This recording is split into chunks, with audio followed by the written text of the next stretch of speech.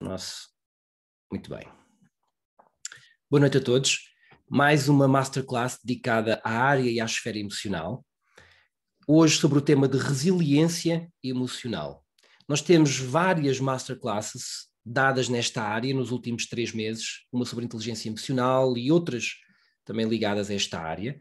E eu hoje queria fazer um pouco diferente das últimas aulas, porque nós estamos num momento da sociedade onde há muita informação e, portanto, o que faz diferença não é informação. Aliás, a quantidade de informação acaba por ser contraproducente para as pessoas fazerem aquilo que devem fazer e, de facto, modularem esta área tão importante que é a área emocional. Porque é que ela é importante? Porque nós avaliamos a nossa prestação na vida, regra geral, no senso comum das pessoas, pelas emoções que temos sentido. Então, apesar de não termos muitas, se as nossas emoções estiverem leves e entusiasmantes, nós vamos dizer que a nossa vida está muito boa. Ou seja, é como se a vida toda se resumisse aos sentimentos que experimentamos perante as coisas perante ela. Então tem esse impacto, é o sal da vida. Se tiver pouco, fica se for uma vida com poucas emoções, fica também desenchaibida. Se tiver demasiado, fica demasiado denso. As emoções, à semelhança da comida, vamos fazer um paralelismo. Quando eu como, por exemplo, mal, ou seja, comida pesada, e em grande quantidade, a pessoa fica pesada e sente-se pesada. Com as emoções é muito igual. Se eu me emociono com emoções densas e em grande quantidade, eu fico igualmente pesado. É a mesma coisa que os pensamentos, faz parte da estrutura. Eu hoje queria começar ao contrário. Eu não sei se tem alguém que nunca abordou este tema connosco. Mesmo que tenha abordado com outras pessoas, aí não vale. Eu queria connosco, que nunca refletiu nada sobre emoções. É que levante só a mão para nós identificarmos, ou que diga na linguagem corporal o yes. Senão, nós vamos começar pelas perguntas, ou seja, começar pelo fim para o princípio. Ok, temos a Fernanda que eu vi, não precisas de colocar, eu já vi. Então vou fazer só um resumo, ok, da esfera do que é que ocorre com as emoções. O ser humano tem um problema. A partir do momento que nós colocamos no nosso software e nós parametrizamos o nosso computador com um software, é muito difícil retirar esse software e colocar outro. Se nós aprendemos que no meio do trânsito eu posso reagir a uma buzina dela com outra buzina dela e mais uns nomes à mãe do condutor, é muito difícil depois eu reaprender uma outra forma. E isso só é possível quando eu quero realmente fazê-lo e quando eu tenho as ferramentas certas para o fazer.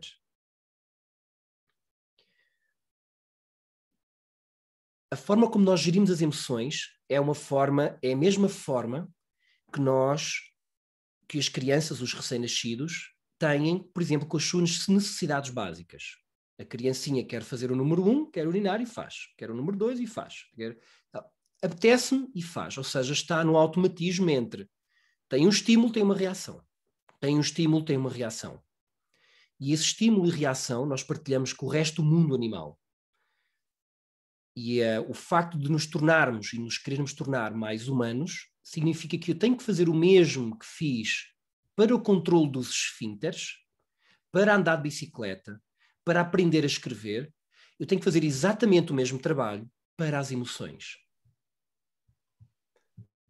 Esse é o parâmetro. A resiliência emocional, que é o tema de hoje, ela assenta em 4.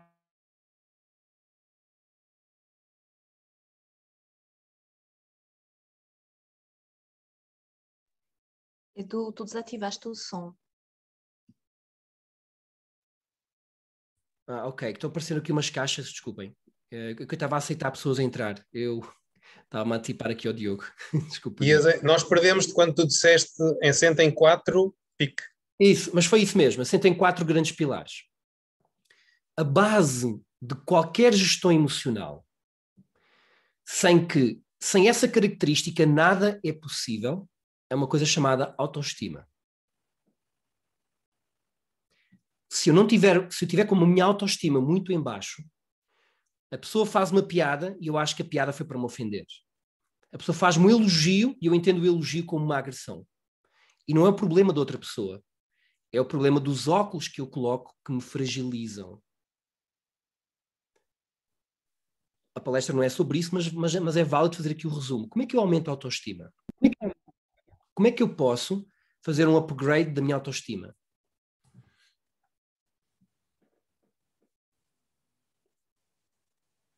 Eu fiz este silêncio mesmo para nós nos perguntarmos. Eu vou já dizer várias formas. Uma delas é ajudando pessoas. Há uma diferença no inglês muito, muito interessante da palavra illness, que tem um I, tem um eu de início. Quando eu troco o illness e em vez do I coloco o I, eu tenho o wellness. E essa brincadeira de palavras, de semântica, reflete uma característica muito interessante. Quando eu quero desenvolver autoestima, o primeiro passo é eu focar-me nos outros, é eu tocar naquilo que chamamos civilidade. Quem quiser mudar radicalmente a sua vida, eu recomendo que vocês sigam o nosso, até podíamos colocar aqui o fecheiro, não sei se vou estressar a equipa, mas o fecheiro das 3x3 ações de civilidade por dia. O que é que consiste as 3x3 ações de civilidade? O que é uma ação de civilidade? Por exemplo, se eu vejo uma pessoa de idade com um saco pesado na rua, eu posso chegar lá e ajudar a pessoa. Não é para ser bonzinho, tá? Não é para ir para o céu, não é essa a proposta. É mesmo por civilidade, a pessoa está com dificuldades. Mas essa ação de ajudar, por exemplo, a pessoa idosa a atravessar a estrada, ou ligar, ou cuidar de um familiar que está a precisar de mais ajuda, ou o que quer que seja dedicado ao outro, coloca-me a mim fora da esfera dos meus problemas. E ao eu sair de mim e dos meus problemas, eu resolvo um dos grandes problemas, dos problemas emocionais, que tem a ver com eu faço uma catástrofe com uma coisa que não é assim não tão catastrófica, e como estou dentro do problema, eu começo a entrar em loopings mentais e não consigo sair deles. Então, quando eu vou para essas ações de civilidade, eu naquele momento estou a servir o outro, é meio caminho andado para o aumento da autoestima. Essa é uma das ações. E quando eu faço coisas, quando eu empreendo, quando eu trabalho, se quiserem, todo o trabalho tem um estímulo dessa autoestima. A autoestima decresce muito quando eu fico parado e não faço nada. Que às vezes depois gera um quadro. A pessoa fica triste, fica meio deprimida, não sai de casa, não faz nada, e aí começa a ser toda uma espiral de retrações. Quem está, os alunos mais que têm estado a estudar isto connosco, sabem o que é que eu estou a falar. Porque a vida, regra geral das nossas vidas, em pleno século XXI, não tem coisa assim, excetuando alguns casos, não tem coisas assim muito dramáticas. Às vezes tem um outro evento dramático, uma morte repentina é dramático. Isso talvez é muito dramático. Mas tirando esses casos, que não são assim tão comuns, são pequenas coisas. O que vamos construindo é uma retração, por exemplo, uma notícia má. Se eu não estou preparado para lidar com essa notícia, eu começo a criar outra coisa não tão positiva, que depois gera uma outra não tão positiva. Aí começo a ficar deprimido, que atrai outras coisas negativas. E depois mais coisas negativas. É um pouco uma economia. Eu quando começo a entrar numa espiral de retrações, elas unem-se e criam uma espiral em que eu vou muito rapidamente vou abaixo. Vamos fazer aqui um filme. Uma pessoa que não tem mínimo gestão sobre as suas emoções. E um dia está muito ansioso, está atrasado para o trabalho. Aí bate com o carro. Aí sai do carro todo irritado. Primeira retração, estava atrasado para o trabalho. Já ia a correr para o trabalho com medo de chegar atrasado. Já é uma retração. Já é ansioso, já estava alterado. Segunda retração, como estava alterado, mais facilmente teve o acidente. Tocou no carro, saiu todo irritado, pôs-se a lutar com o outro condutor, enfim. Aí ficou com o olho negro, mais uma retração. Ainda levou com um processo em tribunal, mais uma retração. Chega ao trabalho, vemos alguém com o olho negro, a imagem pública daquela pessoa como pessoa educada digamos que é estragada, mais uma retração. E é isso que acontece normalmente nas vidas. Uma expansão gera uma outra expansão, ou estimula outra expansão, e as retrações estimulam outras retrações. E um pensamento assim altamente assertivo e insano seria: não importa o nível de retração que eu tenha, nós vamos acabar todos, perdoem uma expressão que é literal e não é clichê, porque é verdadeinha, é verdade, mais verdade não existe, nós vamos acabar todos mortos e rapidamente, na melhor das hipóteses, daqui a 50, 60, 70 anos, na melhor das hipóteses. Então, isto é um curto espaço de tempo onde isto acontece. E se a morte nos assemelha dramática, perante a morte, as outras circunstâncias, batidas dos carros, mudanças de trabalho, não são tão dramáticas. São bem mais leves. E se eu me forjar e eu aprender e me esforçar por isso, em criar em cada retração que possa existir, bati com o carro, vou fazer um amigo. Trato o outro condutor com muita cordialidade. Olha, peço imensa desculpa.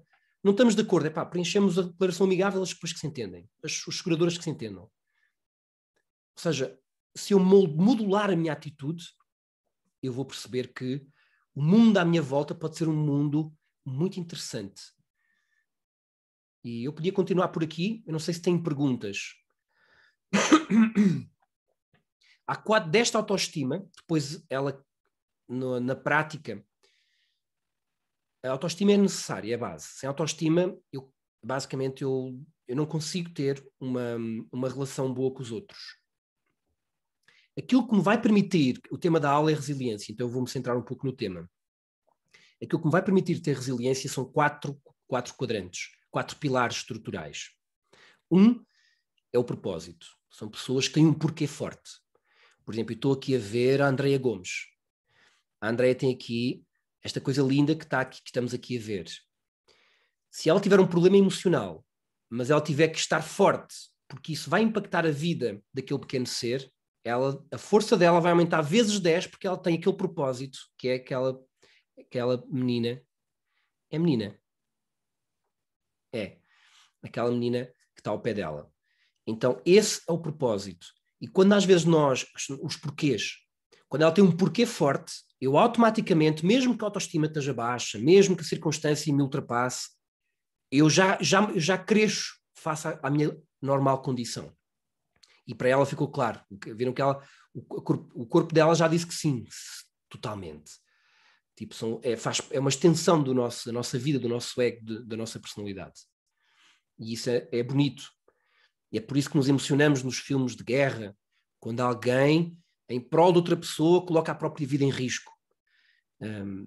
Que tem a ver com isso, é um porquê, uma união com o grupo, com alguém que nos catalisa. Então o propósito é algo que nos torna muito resilientes. Pessoas sem nenhum propósito, imaginem um jovem adolescente, meio não sabe o que é que quer da vida, está tudo bonitinho na vida dele, tem toda a família, nunca aconteceu nada demais, tem todo o dinheiro do mundo, está todo super mimado.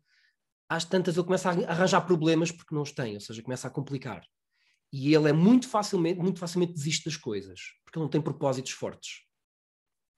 Eu já vi pessoas desistirem com brincadeiras e vi outros a passar fome para manter as mesmas circunstâncias. Eu já vi artistas de vários tipos de arte, às vezes a passarem fome para manterem aquela arte, e já vi outros chegarem e dizer: isto de ser pianista, não gostei da forma como eles falaram comigo, vou desistir da profissão. É quase cómico. Então, o propósito, acho que ficou claro a importância de um porquê forte na nossa vida. E às vezes nós temos esses porquês, só que estamos no dia-a-dia, no ramo-ramo do dia-a-dia, nós não paramos e dizemos assim: espera aí, o Eduardo disse que nós vamos morrer rápido, aquilo soa um bocado mal. Mas realmente, no máximo 40 anos, no máximo 60 anos, não é assim tanta coisa. Quem tem 20 não percebe, tá? Mas quem tem 30 e tal já começa a perceber. Quem tem 40 sabe exatamente o que é que eu estou a dizer, e mais.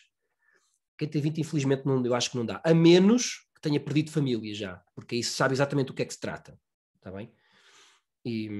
Porque a morte não deixa de ser igual às outras coisas. É a experiência que nos ensina isso. É por isso que os antigos diziam que a morte é mestra, porque nos ajuda a filtrar o trigo do joio. E às vezes, aliás, nós fizemos isto numa última aula, vamos repeti-lo hoje, que vale a pena, porque temos pessoas novas, que é: pense no último conflito que teve lá no trabalho, lá com um amigo, com um conflito que aquilo que esta pessoa, a pessoa irritou-se com aquilo. Ou no trânsito. Se você pensar que aquela pessoa daqui a 1 minuto vai morrer, você tem essa informação, inside information, você tem essa informação a priori, você agiria da mesma forma ou não? 100% das pessoas que estão aqui a ouvir-me hoje, em diferido depois no YouTube eu não sei, mas aqui hoje 100% iriam. Sim, eu não diria daquela forma. E a pessoa que diz, não, eu diria na mesma, essa é porque está um pouquinho doente emocionalmente. Porque normalmente, perante a morte, perante a cessação disto, nós relativizamos completamente esses conflitos. Epá, deixa lá isso. Já não quer ter razão. É que nós aprendemos, às vezes, a comprar conflitos para ter razão, para afirmarmos, para nos afirmarmos pessoalmente pelo nosso ego, e não, às vezes, como se costuma dizer, aquele pensamento lá que vejo nas redes sociais, que é o que você quer ser feliz ou quer ter razão?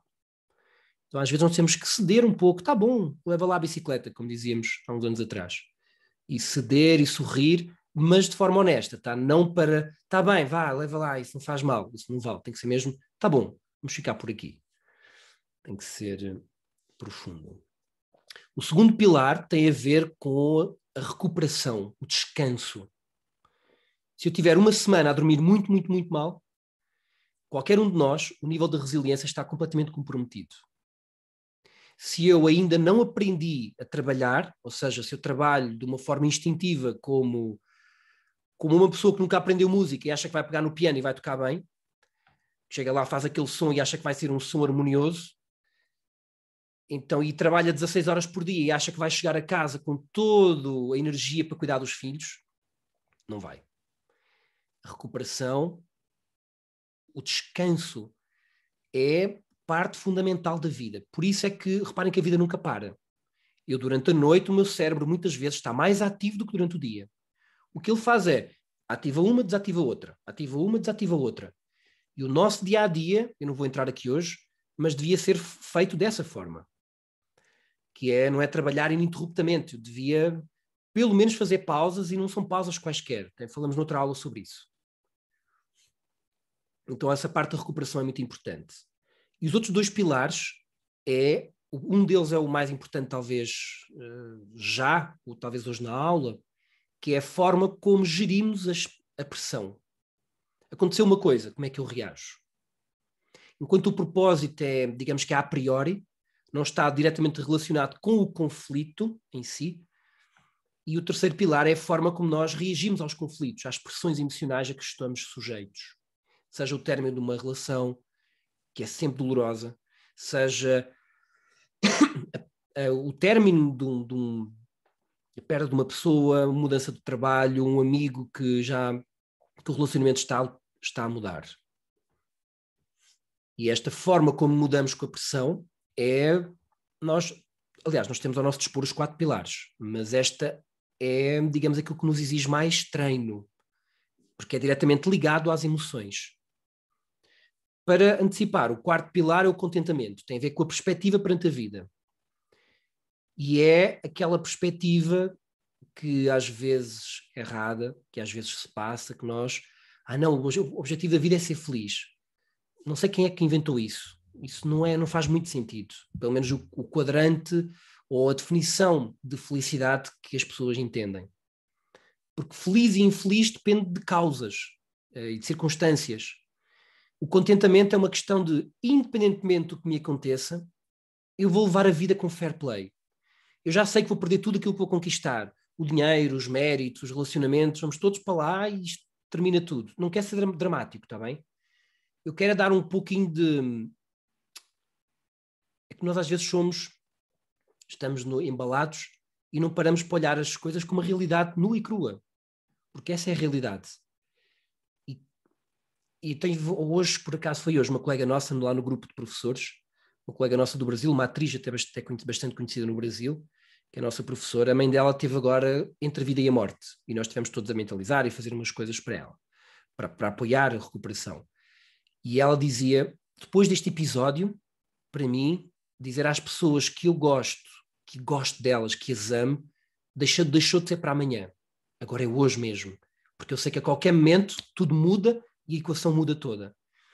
E a nossa perspectiva da mudança é muito engraçada. Porque nós esperamos que as coisas se mantenham iguais.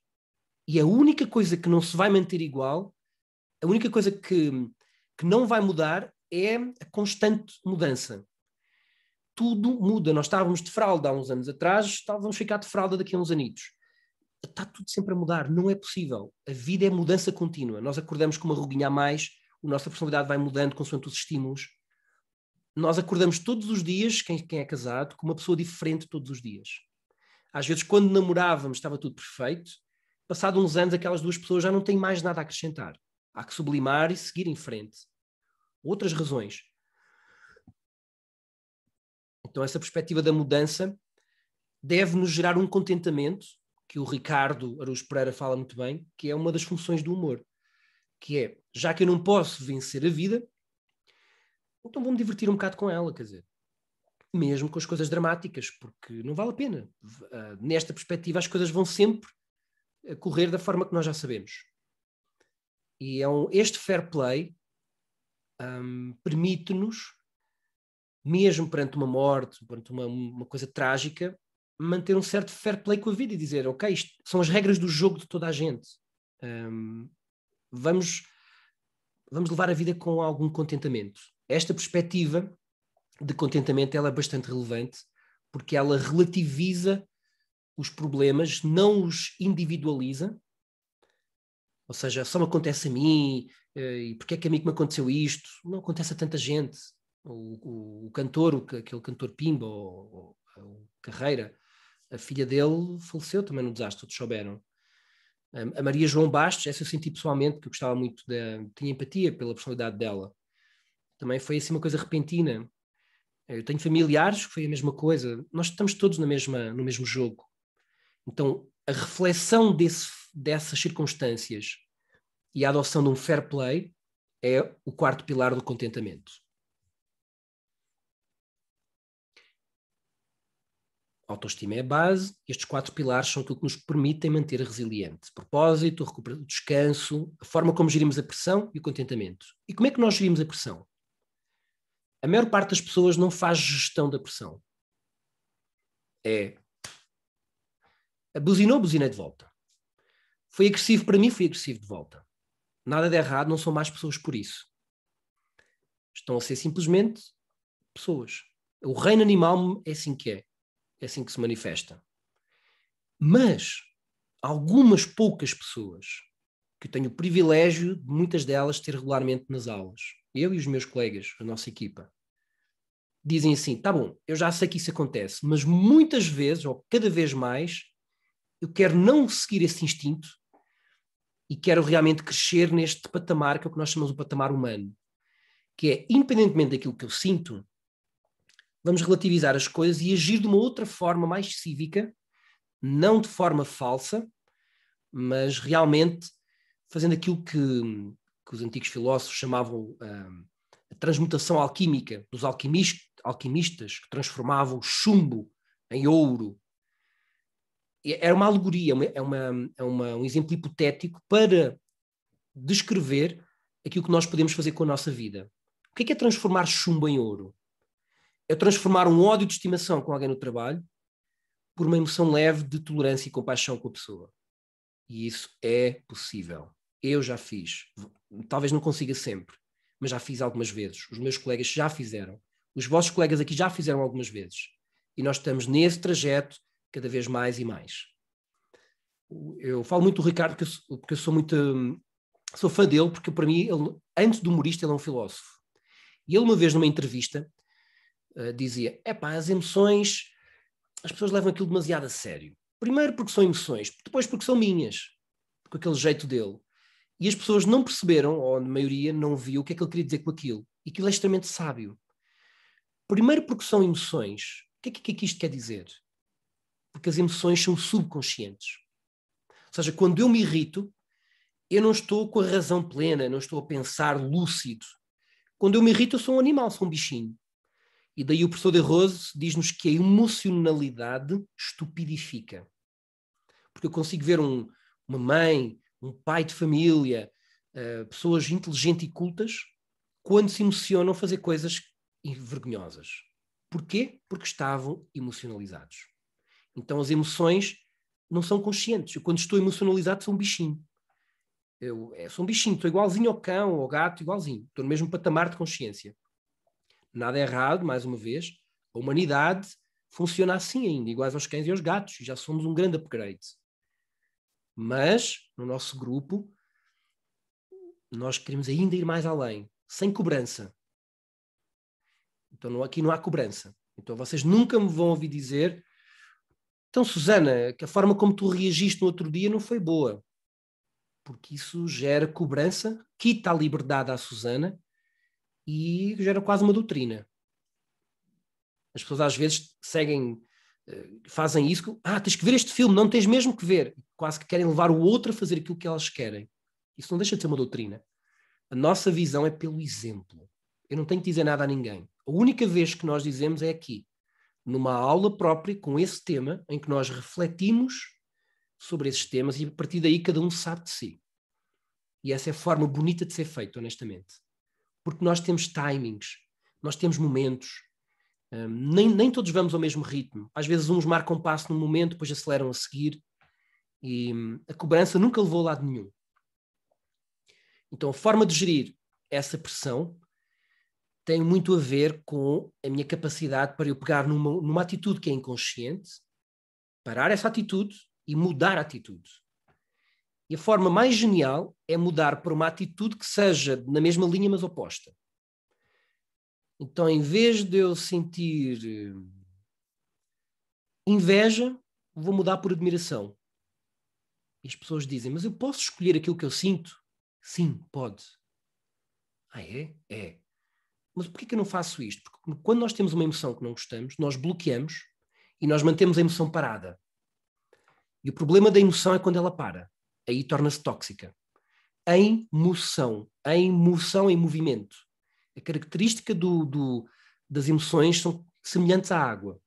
Mesmo nos sonhos, regra geral, não sei, não estou a falar aqui por experiência própria, não sei o que é que os meus colegas também acham, sempre que o sonho vem ligado à água, normalmente tem a ver com as emoções. Eu já vi em vários... é uma tendência, mesmo que não seja, muitas vezes é. Porque as emoções têm as características muito próprias da água. E antigamente eles descreviam os fluxos emocionais como se fossem rios. Então está muito relacionado isso.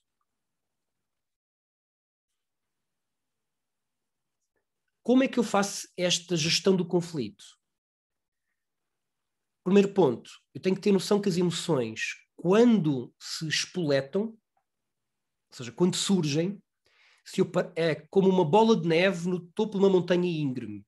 Se eu parar naquele momento, é fácil. Se eu esperar 30 segundos, está o caldo entornado, como se diz aqui, como nós costumamos dizer. Porque a emoção ganha um balanço e depois não dá mais para parar. Depois aquilo já tomou conta do indivíduo, já não tem mais paragem possível. Já vai ter que fazer o que fizer, depois esfriar a cabeça e depois então vai ter que voltar a tentar. Então é muito importante eu parar as emoções nas alturas que elas surgem. Para isso o melhor são respiratórios, noutras aulas nós já ensinámos. Tá? Eu tenho que usar a respiração e não é só respirar também. Respira, não é só respira. Respira como? Há respirações que podem ser piores do que outras. A respiração é uma ciência brutal. E está-me a lembrar que temos que, inclusive, gravar um pequeno curso de respiração e colocá-lo, porque acho que era necessário. Depois de parar aquela emoção, eu tenho que transmutá-la para opostos ou para outras emoções que sejam leves, mas na mesma linha. Eu tenho que pegar naquela emoção e canalizar para outro canal. Então, em vez de seguir para a inveja, para o ciúme, por exemplo, vai para a admiração, para a partilha, para o respeito. E eu tenho que canalizar essa emoção. Pronto, este era um pequeno resumo, mais resumido eu não consigo. E queria deixar agora, temos 20 minutos, que eu queria começar pelas perguntas. Porque esta é a teoria.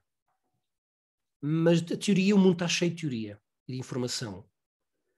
Problemas práticos que já ocorreram na aplicação disto ou dúvidas do que possa ocorrer. Quem quiser levanta a mão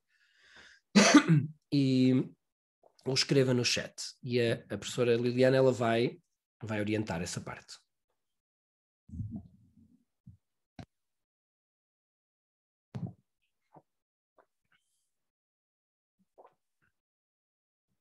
Não há dúvidas. Está toda a gente domina isto. Na pausa para a assimilação, não é? Tudo a assimilar. Ok. A Sara tem uma dúvida. Podes Sara, escrever, acho que agora já consegues liberar, se quiseres. podes escrever se quiserem no chat. Posso falar também? Também pode. Estão a ouvir? Pronto, eu tenho uma dúvida. Por exemplo, quando nós estamos com baixa de energia, eu sei que devemos fazer a respiração do sopro rápido. Não estou em erro. O que eu quero saber é, por exemplo, se estivermos em público ou se estivermos numa sala com pessoas que não nos são, pronto, que não conhecem o método ou não conhecem esta respiração e eu estou a necessitar dessa respiração, como é que eu devo fazer? Ok. Obrigado, Sara. Vamos lá. Quando eu tenho falta de energia, significa que foi o segundo pilar da resiliência que está em causa. Ou seja, a da recuperação, do descanso está em causa, ou seja, está fraco. E há formas de eu ganhar mais energia. Temos que avaliar que falta de energia é essa. Okay? Se for da pessoa que está muito apática, a pessoa está meio introvertida, mais apática ou até deprimida, esse respiratório funciona muito bem. Às vezes a pessoa pode estar cansada, mas está muito ativa. Ou seja, é possível eu sentir-me cansado, mas o batimento cardíaco está acelerado, as emoções estão um pouco alteradas, de ansioso do meu momento.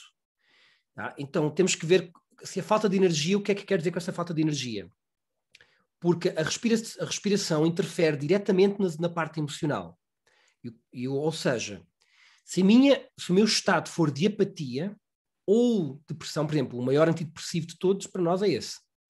É uma respiração. Quando eu estou apático ou estou deprimido, a minha respiração vai ficar muito assimétrica e lenta. É uma respiração que é lenta e é assimétrica. E a melhor forma de alterar esse estado é através da oposta, que é uma respiração rápida, mas simétrica. E jamais fazer em público, obviamente. O ser humano, isso jamais, porque vai denegrir a imagem, vai dar a imagem de excêntrico, vai dar a imagem de quase de uma pessoa exibicionista. O ser humano não entende aquele que é diferente. Então, se eu me colocar como diferente, eu estou a comprar um problema. Aí vou à casa de banho, faço uma respiração que seja mais rápida, mas que seja inaudível. Tá? Não precisa de ser ruidosa. A respiração rápida pode ser, desde que seja simétrica. Se por outro lado eu estiver ansioso, instável emocionalmente, que é uma respiração rápida e assimétrica, que eu às vezes faço aquela brincadeira aqui até nos cursos, normalmente, que é aquela respiração. A melhor respiração é oposta, que é simétrica, mas lenta. E aí é aquela respiração, com uma inspiração longa ainda mais. Estou muito estressado, vou ter um ataque de pânico, que torna-se hilariante por isso mesmo, porque é uma respiração muito lenta e muito estável. Então acho que respondi à sua pergunta, que é, sim, se eu estiver apático e com falta de energia, o respiratório rápido gera isso, gera esse estímulo de energia, de jamais fazer em público, a menos que seja aqui entre nós, enfim, mesmo assim é que há que ter bastante cuidado, porque há sempre pessoas de fora, e aí vai à casa de banho. Pronto, ou num local onde tenha liberdade. Se não tem, faz uma respiração rápida, mas não tão rápida, que seja inaudível, mas com um ritmo um pouco mais acelerado, ok? E pode fazer antes desses eventos, já vou preparado para eles. Se tenho reuniões que isso ocorre, já posso ir todo artilhado, quer com mentalizações, há várias coisas que podemos fazer. Mais dúvidas? Isso, um boosting de energia é fantástico. Respiratório rápido nós costumamos dizer que andamos a respirar mal durante 20, 30, 40 anos. Então é a altura de pôr oxigênio a funcionar aqui dentro do nosso corpo. O respiratório rápido é um respiratório simétrico, jamais em público, por favor, está bem? Jamais em público. qualquer coisa em público, nós influenciamos os outros com o nosso próprio comportamento. Já vos aconteceu estarem parados numa passadeira porque está vermelho, mas não vêm carros? E alguém passa porque está vermelho e não vem carros, e isso estimula outras pessoas a passarem também. Então, o nosso comportamento, quando é em público, ele está a servir de exemplo aos demais. Se eu tenho comportamentos que os outros não entendem, isso coloca-me numa posição de menos liderança, menos integração e menos autoridade até. Porque então temos que ter bastante cuidado com isso, está bem? Apesar de cada um de nós temos que ser quem somos, está bem? Mas há que ter o cuidado de adaptar as coisas. Por exemplo, não esqueças, Frederico, já vamos liberar. Por exemplo, todos nós temos um tabu que é a nudez.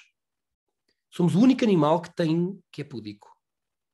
Não todos os humanos. Há humanos que nas tribos que andam lá nus, ninguém se importa com isso. Ou quem vai às praias nudista, naturismo, já sabe como é que é o formato, não há nada de novo para ver.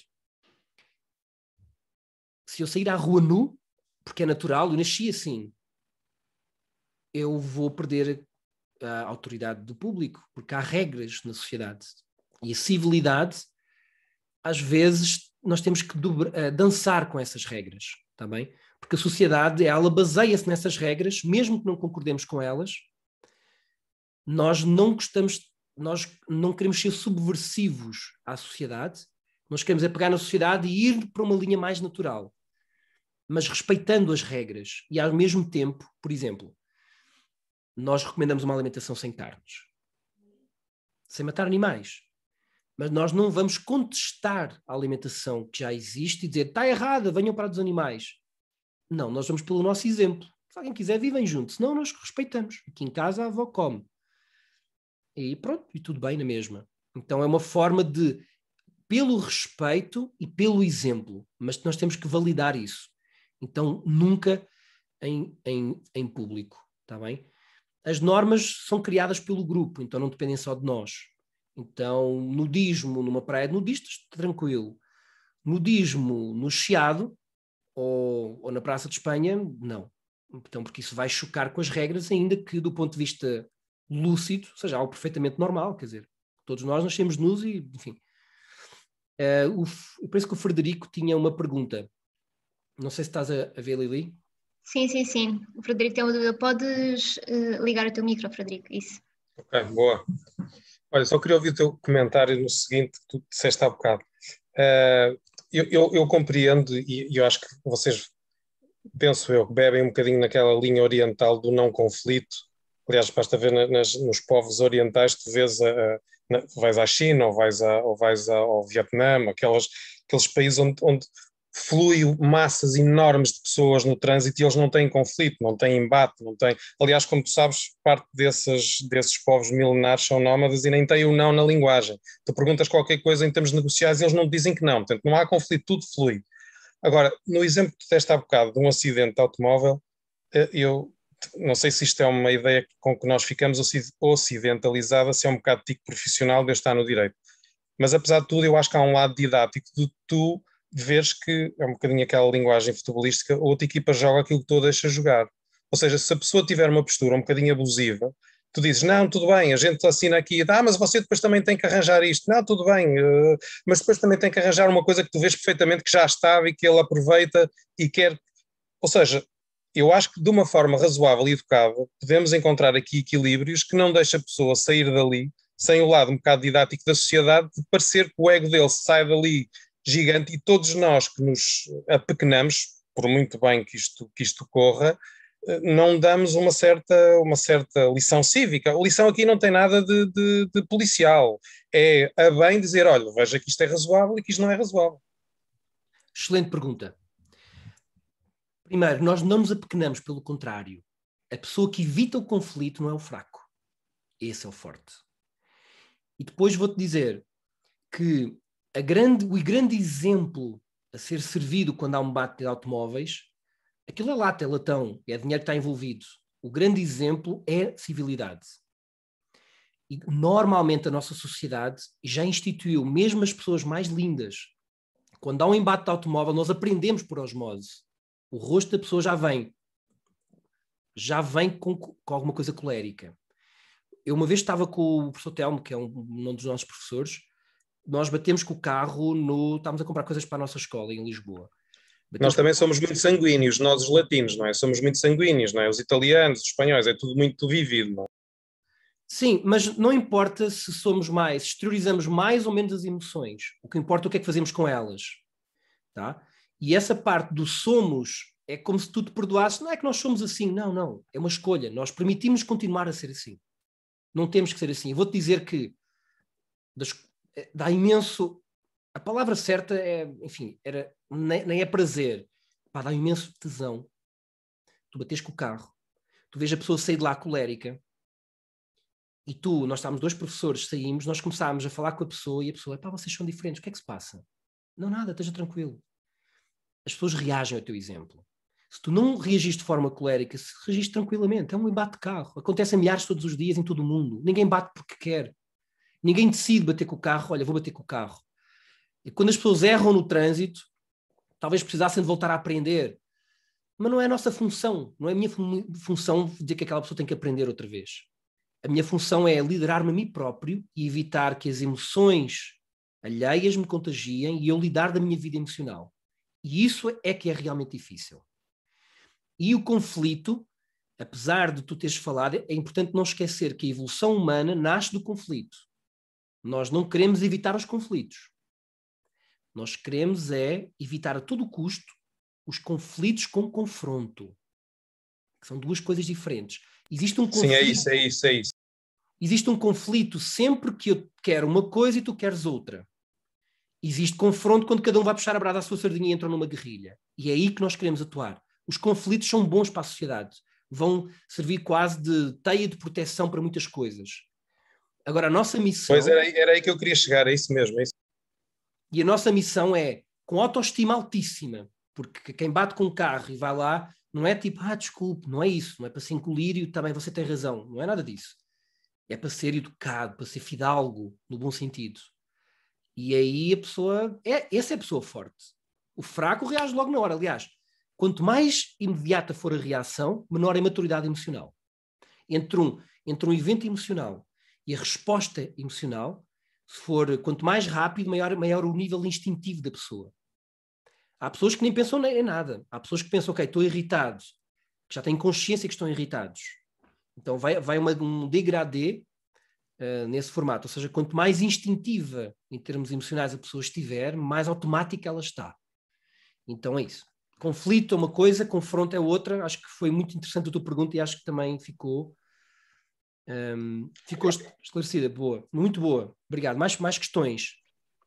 Tem aqui a Fatinha que escreveu: para mim, para ultrapassar um conflito com alguém, sobretudo no trabalho, tenho trabalhado a cordialidade distante. Muito obrigado, Fatinha. Faltou falar nisso, e muito bem. A cordialidade distante é uma ferramenta que nós passamos aos nossos alunos, refletimos sobre ela, que é uma ferramenta incrível, que tem a ver com a diplomacia. Qual é a diferença entre diplomacia e hipocrisia? É que o hipócrita é simpático, mas é hipócrita, por hipocrisia. Ou seja, ele não quer saber. Diplomacia é quando há um respeito, ainda que haja opiniões diferentes. E essa cordialidade distante é uma diplomacia que eu tenho, mas com distância, com alguém que, quando eu me aproximo, se torna tóxico para mim. Porque existe um ditado que diz assim, eu vou falhar um pouco nas palavras, mas o sumo do ditado é: ninguém discute sozinho. Ou seja, uma discussão tem que ter 2 pessoas. Mas depois o ditado tem um acrescente, mas quando um quer discutir, aí fica complicado o outro não discutir, porque a pessoa vai lá e força e quer mesmo forçar um confronto. Então, existe uma distância ideal de mim e de todos vocês. Pode ser uma distância, olha, eu quero aquela pessoa na minha cama, porque eu tenho um relacionamento com ela, ou vamos ser amigos, mas se calhar não é tão interessante partilharmos a mesma casa, nem se calhar irmos comer fora nem ao cinema, porque somos tão diferentes que não agregamos valor uns aos outros. Por exemplo, este tipo de conversa que nós estamos a ter hoje, eu conheço pessoas que são meus amigos que diriam, isto é muito chato para estas coisas, meu. Estas coisas meias, eu quero coisas práticas da vida, isto também não me diz nada. Elas não são menos nem mais do que nós, por estarmos aqui hoje. Mas estas coisas mais filosóficas para eles não os chamam. E estão no seu direito. Se nós formos ter uma conversa, um jantar, se calhar vai ser aborrecido para eles estarem ao meu lado. Então é bom que eles não queiram jantar comigo, porque se houver uma pérola qualquer que me caia, eu vou partilhar, por exemplo. Então a vida é assim, não faz de nós nem más nem boas pessoas.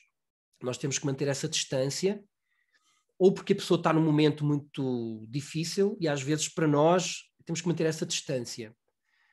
Essa distância significa recolher-nos na nossa intimidade, ou seja, não partilhar intimidade com outras pessoas. É manter só a diplomacia, a cordialidade, o cuidado, o carinho. E é muito interessante essa cordialidade como ferramenta, sim.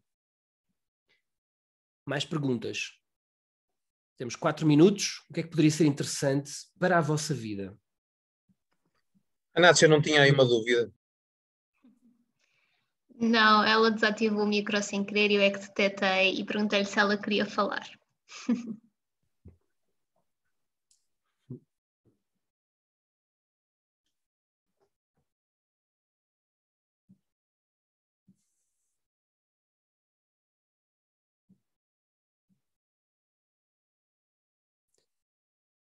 Trabalho de casa. São 3 patamares. Primeiro, eu tenho que ter consciência do que é que estou a sentir. Irritei-me. O que é isto? Estou indignado, estou irritado. Pronto, isto é irritação. Porque ao identificar aquilo que eu estou a sentir, eu já me distanciei um pouco daquela emoção. Porque aquela pessoa que é altamente instintiva, ela acha que eu sou assim. Não, tu não és assim, tu estás a ter esse comportamento. Porque aprendeste dessa forma.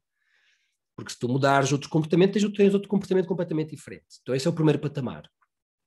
Segundo patamar, depois de identificar que me irrito, que me sinto daquela forma, que sinto ciúme, que sinto inveja, que sinto ódio, ciúme, inveja e ódio, praticamente toda a gente, em menor ou menor grau, se sente hoje em dia. Hoje em dia é isso, e para trás ainda é pior. Tá bem? O passado, olhando para o passado, esqueçam.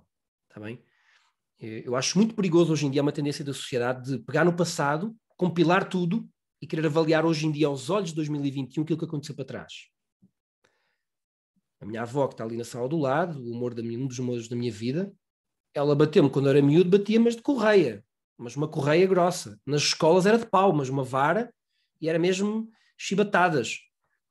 E era nas escolas, havia a palmatória.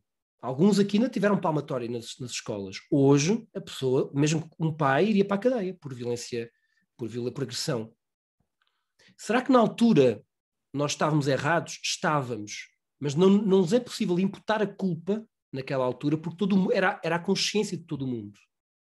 É como se daqui a 50 anos nós viéssemos dizer, vamos retirar o prémio Nobel ao Saramago, porque ele era um bárbaro. Era uma pessoa bárbara que esventrava as vacas, ensanguentava-as para se alimentar das carnes delas. E não é mentira o que eu acabei de dizer, mas é extremamente injusto. Querer culpar o Saramago, porque em 1990 e do ano 2000, até essa altura, a consciência, ainda hoje, a consciência global, hoje em dia um pouquinho melhor, a consciência global não era isso que nos dizia, os costumes não validavam isso. E a pessoa não tem culpa, a pessoa aprendeu pelos costumes, como o macaco, imitou, o melhor que os pais nos tinham para dar, deram-nos, e assim já construímos coisas incríveis. E, portanto, não podemos julgar as pessoas dessa forma. Isso é extremamente injusto. Então, eu não sei porque é que vim aqui parar, mas vale a pena a reflexão. Então, nós temos que resolver o que acontece agora. Então, primeiro, sentir agressividade, certo? Então, eu agora, o que é que eu posso fazer com isto? Segundo patamar, migrar essa emoção que é densa, transformá-la numa emoção mais leve. Para isso convém ter consciência da emoção, parar aquele fluxo. Se estiver muito forte, vá trabalhar, andar. Ou seja, ativar a parte corporal, seja trabalho, ou então andar na rua, por exemplo. Eu, pessoalmente, quando tenho alguma questão de emoção que não estou a conseguir gerir e transmutar a emoção, digamos, para uma emoção leve, eu vou andar na rua. E ando, já me aconteceu, andar até às 6 da manhã. na ruas de Lisboa, super seguro. E dou a volta a Lisboa, fiz tipo 30 km durante a noite, mas depois vou dormir sereno, porque eu consumi aquela energia. Porque a parte corporal é mais densa do que a parte emocional. O pior que posso fazer é sentar-me e começar a pensar naquilo. Aí pronto, aí foi-se. Na maioria das pessoas foi-se, não em todas, mas a grande maioria sim. Depende depois do nível mental que a pessoa tiver, mas a tendência é entrar em looping mental. Outras pessoas que eu conheço, quando têm essa coisa emocional, vão cozinhar e cozinham bolos e bolos e bolos e aquilo passa. É a mesma coisa, mas canalizam aquela energia para o outro lado. Quando eu faço isso, a única coisa que eu estou a fazer é assim, sujei-me com aquela emoção e agora estou a limpar aquilo, a gastar aquela energia. Eu não resolvi o problema, mas eu limpei-me. Como é que eu resolvo o problema? Quando eu encaixo aquilo que aconteceu e eu ganho maturidade de sentir outras coisas perante os mesmos acontecimentos. Que pode significar ter que escrever uma carta à pessoa, mas eu tenho sempre que mudar o sentimento. Imaginando, alguém disse uma coisa e eu senti ali um ódio. Aquilo não era para ser feito. Foi uma injustiça tremenda. Senti ódio por aquela pessoa. Foi extremamente injusta com um colega no trabalho. Cheguei a casa pesadíssimo. Aí vou andar à rua, vou andar. Vou dormir que nem uma criança. Passado 40 km, andar por a noite em Lisboa. Eu não resolvi o problema, mas eu limpei-me. No sentido em que não deixei a emoção destilar durante a noite e depois que começa a ganhar, a azedar mesmo. E aumentar, inclusive, o ódio. Mas eu não resolvi o problema. Quando eu voltar a fazer o mesmo, vou voltar a sentir a mesma coisa. Esse é o terceiro patamar, que é o patamar da reeducação. Ou seja, vou reescrever a forma de me comportar. E essa reeducação tem que ser feita através da tentativa e erro de eu, perante a mesma circunstância, abrir aqui a minha percepção e dizer, ok, as pessoas reagem com os egos, eu fui injusto, eu vou encaixar aquela injustiça, sem sentir ódio. Sentindo tolerância, por exemplo. Então, esse é o terceiro patamar. Também quando já há uma reeducação. Nietzsche descreveu aqui, o Mark Manson disse que a chave para perdoar, ter calma, viver de forma mais leve é ter presente nunca ninguém fez porcaria, não usou esta expressão, mas finjamos, porque quer, nunca ninguém escolhe ser malvado, até os piores vilões da história acharam que estavam a fazer o que era correto. Inclusive, isto é muito interessante, eu li uma vez um diário que era Diário de Psicopatas. Era um livro que só eram escritos de psicopatas. E uma das coisas que mais me tocou foi, acho que foi do Jack o Estripador, uma passagem que ele dizia, eu não queria ser assim, mas eu acho irresistível, tipo, esventrar a pessoa, eu não consigo resistir. E aquilo tocou-me, ou seja, eu digo isso com chocolate, ou com batatas fritas, ou com uma coisa do género. No cérebro daquela pessoa, houve ali um problema qualquer alquímico, é a mesma coisa, tipo, ele baba quando esventrava outra pessoa. E ele não quis ser assim. Eu quero ser psicopata, assassino. Então é um pouco por aí, sim. Bem, bem interessante. Pronto. Nós atingimos o nosso horário. E é isso. Se alguém tiver mais alguma questão... Eu não estou a defender os psicopatas também. Isto tem que ser retirados da sociedade, encaminhados para instituições. A questão é que quando eu como da árvore do bem e do mal, é um problema. Quando olho para aquela pessoa e vejo o diabo em pessoa, aquilo é o mal, aquilo é o bem, eu estou mais... É uma visão pouco lúcida. Tá bem?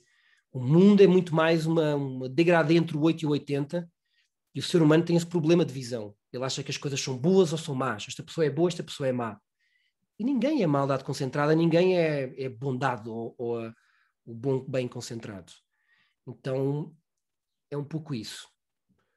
É um pouco desmistificar e pegar que mesmo essas pessoas que são, digamos, o mais perverso da nossa sociedade, que, enfim, esse tipo de atitudes, e até essas pessoas, enfim, têm que ser ajudadas, é uma doença, ou seja, não são a maldade concentrada, não estou a corroborar, nem a perdoar, e não, muito menos, mas em termos emocionais, uma das coisas que eu aprendi mais foi a carta do Gandhi ao Hitler. Eu tenho que encontrar essa carta, eu falo muitas vezes nela, valia a pena termos. É muito interessante, porque nós esperaríamos que fosse uma coisa atroz, sua besta, não sei o quê, e foi uma carta educada. Foi muito interessante isso. Mais alguma dúvida? Nós estamos mesmo sobre a hora, cumpri o meu horário. Fizemos não foi só sobre resiliência, fizemos aqui um compilado do mais importante, um curso completo, mais simples, não é? Sem grande profundidade, mas completo do trabalho que há a fazer em termos emocionais. E quero terminar, não sei se já vamos terminar ou não, e quero terminar dizendo o seguinte: ninguém faz isto. As pessoas falam, partilha-se muita informação, mas ninguém pega no próprios sentimentos e faz o seu trabalho no silêncio das coisas. Essas pessoas, a maioria delas estão aqui hoje, eu sei, que estão a tentar fazer isso, e dá trabalho. Nós somos muito mais bichos do que nós achamos que somos. Na proporção inversa, se eu achar que não, eu já giro isto tudo, provavelmente é quando não gero mesmo nada. Tá? Então é bem assim. E lembrar que os nossos desafios são muito pequenos. Uma batida de carro. Imagina no tempo dos egípcios, o vosso pai a ser chicoteado por uma pessoa qualquer. Ou a ser morto. Então, há coisas atrozes do passado, ainda bem que já não há mais. Mas nós não temos assim tantos desafios. Há bem pouco tempo havia coisas muito mais atrozes. A PIDE com as torturas, por exemplo, de sono e tantas coisas feias. E feia é fácil, tá? Olhar para o passado. Então nós temos a vida já muito facilitada. Felizmente, nós fizemos um trajeto muito bonito até este ponto. Há quem olhe o ponto atual e diga, está tanta coisa mal, e é verdade. Mas também está muita coisa melhor do que eu gostava de antes. Nos últimos 20, 30 anos melhorámos muitas coisas. Então é continuar o trajeto, não é descansar como os louros, mas é continuar, mas numa perspectiva proativa. E alguém dizer alguma coisa e depois... Ou então foi um micro que abriu? Não, era eu, desculpem. Era só para dizer que este tipo de... E obrigado pela tua palestra, porque esse tipo de temas nós já não é a primeira vez que ouvimos, não é? Só que depois, no dia-a-dia, nós acabamos por nos esquecer um pouco. E andamos no automático e depois, quando nos lembramos, já fiz isto mal outra vez, não era por aqui que eu queria ir, era por ali. Depois nós, outra vez, vamos reeducar outra vez. E esse tipo de temas é sempre bom irmos ouvindo, porque é uma forma também de interiorizarmos tudo isto, porque lá está, isso é sempre feito sempre, não é? Pronto, e nós... Nunca está, o trabalho nunca está acabado, não é? Muito obrigado, Fatinha. Excelente contribuição.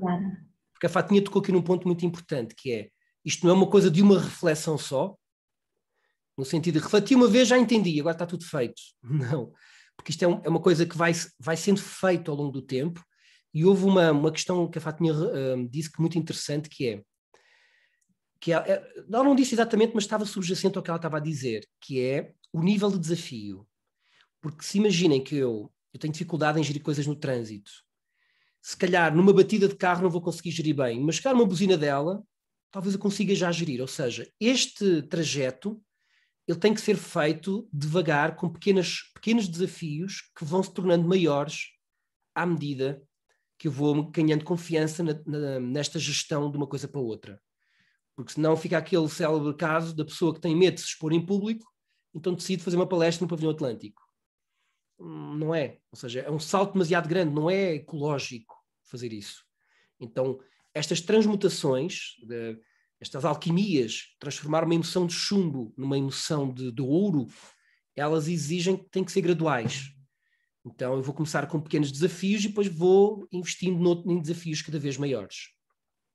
Então, aquele conflito com o colega de trabalho já é uma coisa grande. Se eu quiser começar por aí eu tenho que arregaçar as mangas e trabalhar de uma forma muito mais árdua, porque é um desafio já bastante grande. Então é muito melhor começar com coisas mais baixas. Obrigado, Fatinha. Tem aqui uma partilha, exato. Era isso que eu ia ler. Lê. Força. Obrigado, Bernardo. Sempre tão oportuno. O Gandhi acaba essa carta a Hitler da seguinte maneira: posso pensar que me perdoareis se fui injusto enviar-vos este texto. Interessante, não é? Ou seja, ele parte do princípio que o outro pode estar certo, ainda que seja aquela loucura toda. Eu gostaria de ter conhecido esta pessoa. Eu aposto que havia bilhões delas que lhe iriam dizer os nomes todos ali na carta. Sua besta, sou isto, aquilo. Mas chegar a este nível, o professor de Rose no outro dia disse, há pessoas raras que conseguem discutir com outras pessoas com opinião diferente e ter uma discussão intelectualmente honesta, sem querer convencer o outro e respeitando que a opinião do outro possa estar errada. Ele até disse, se conhecer alguém for amigo, tiver descasado, case. A brincadeira.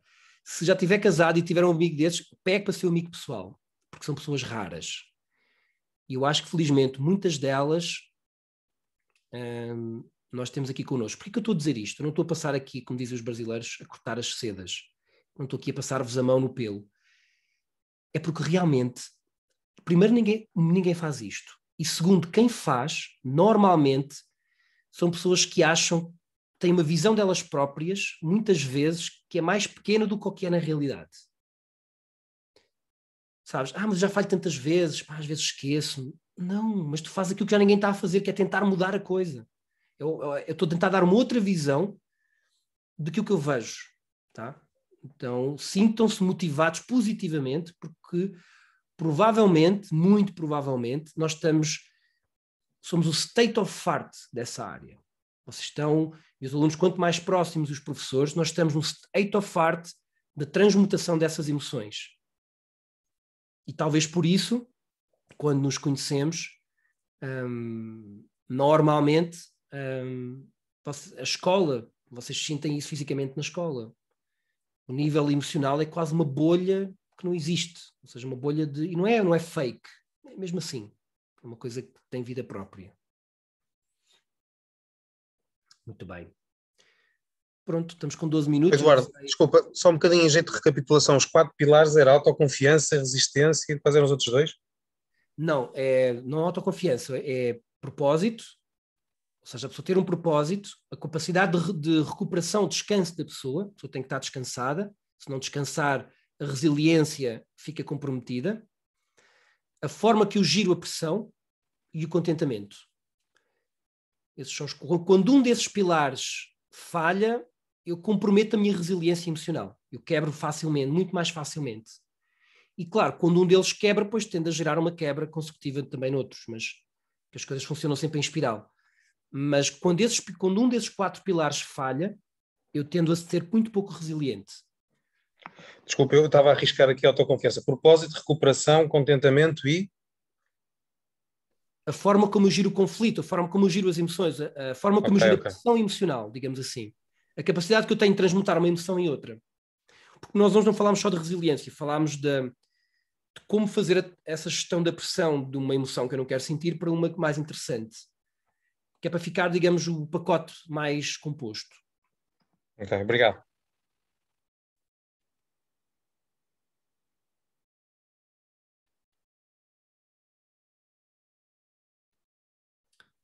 Pronto, se calhar eu vou terminar aqui a gravação para quem está lá em casa.